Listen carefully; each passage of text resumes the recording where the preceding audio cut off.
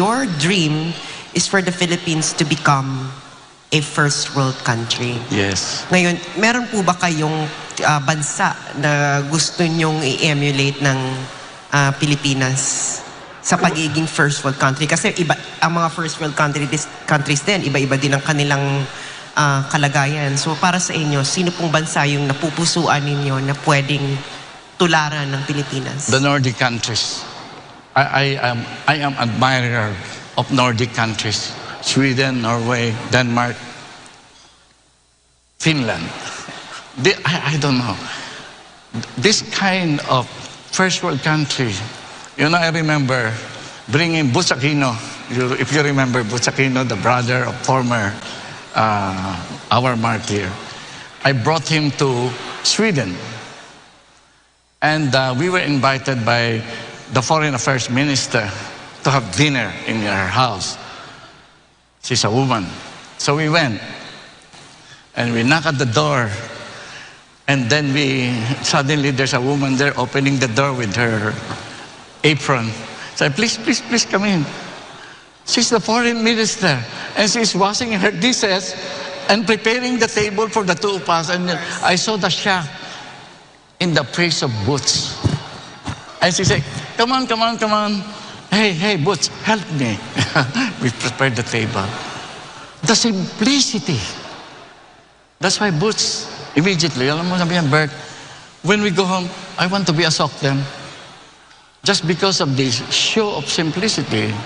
You know that Olof Palme of Sweden was murdered in the street of Stockholm because he escaped his guards, brought his wife to a movie. She was murdered. He was murdered because he left his bodyguards. They're simple people. You know, I saw ministers riding trains.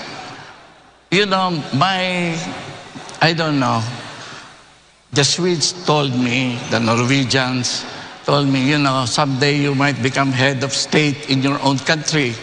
Said, you know, we want you to see, we want you to learn. You know, parliament, for example, in these countries is not full-time. Only so many times in a year do they meet. They have their own jobs. They're ordinary people. But to review and to make laws, they assemble. You know, you will be amazed at this is what I have admired, the simplicity of these people. You know? Secretary Gonzales, I think I can relate to you kasi I have lived in Europe for over a decade. At ang parte kasi ng kultura na yan is, you know, the rich and the poor intermingle. And then sabi nga namin na if you're in the Nordic countries and even in the Netherlands, you wouldn't know who is rich or poor by just simply looking at them. Kasi they mix in the same public places, they almost eat in the same restaurants, etc. So sa inyong palagay po, paano natin, kasi gusto nyong maging parang Sweden tayo, na kung saan ang mayaman at mahirap ay walang social cleavage ba? You see. Ano yung sa tingin yung pwedeng gawin ng Pilipinas para magkaroon ng ganoong kultura na kung saan ang mahirap at mayaman ay hindi magkahiwalay ng ginagalawan sa lipunan? You know, this is one of the most popular ideas. You know, I go to our people now consulting, going to the all kinds, and I test the kind of programs we will adopt. One of the most popular, and I'm telling my colleagues in the campaign, please, if you can adopt this, good, because we need this to happen in our country, especially those baka manalo. You see, I said, you know, when we look at our educational system, for example, this is where this societal divide in our country is most evident. Sabi ko, yung pagkakahiwalay ng mayaman at mahirap is very evident in our educational system. We have an educational system for the rich and we have an educational system for the poor. I said, why can't we have a common standard? Rich, poor. Pareho lang ang standard. I'm glad you're here. Because I will consult you. Yes, because we talked about this last time, remember? Yung, anong tawag dito sa Constitution? Yung, Complementarity. Yeah, complementarity. This is very important in our Constitution. We will talk to our private sector and public sector. Kasi sa private sector, baka kulang na ng pera. Di, baguhin natin, batas, bigyan natin ng pera yung private sector sa education para tumaas ang standard. Yung public, wala tayong problema dyan.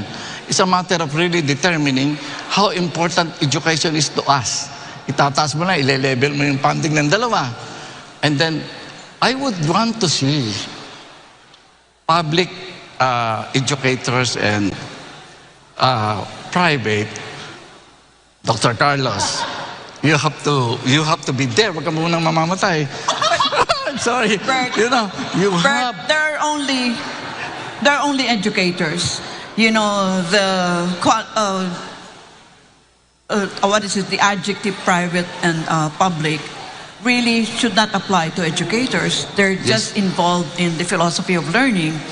But yes, not to rain on your parade, I wish we were Sweden.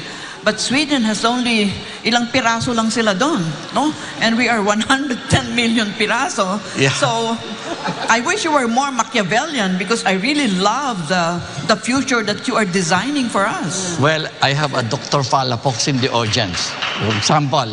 For example, we discussed one time, we discussed Singapore. Dr. Palafox is dreaming of several Singapores in the country. Sabi ko, yes, let's have regional autonomy so that we can have better administration. Yeah. Sabi ko, yung mga region na yan, lalagyan ni Dr. Palafox yan ng Singapore cities. Then we can manage properly. Yeah. Di ba? It's a matter of design. It's a matter of... kaya kailangan, ang pinaka-importanting puntos dito is once and for all,